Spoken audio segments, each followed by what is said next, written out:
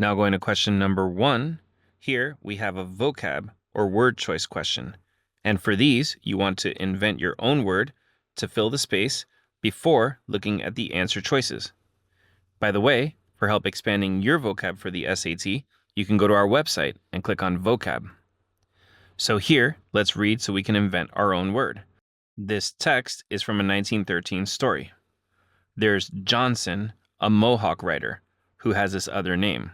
There's also Foxfoot, a person from a different tribe, who's guiding a group of fur traders who are traveling by canoe and suspects that they're being followed.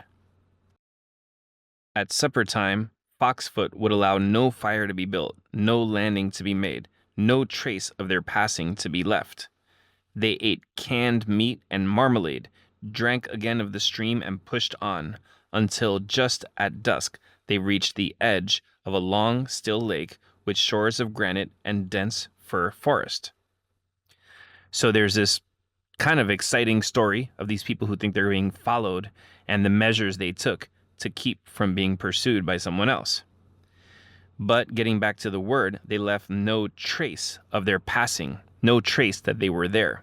So in my own words, I might say they left no sign that they were there. So looking at the answers, evidence kind of works. They left no evidence that they were there.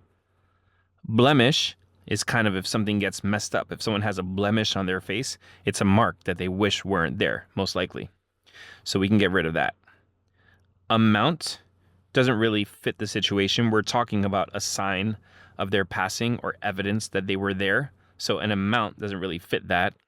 And a sketch, that just doesn't really fit. If you sketch something, you're drawing, or maybe a character sketch would be like some acting that's being done to show some point.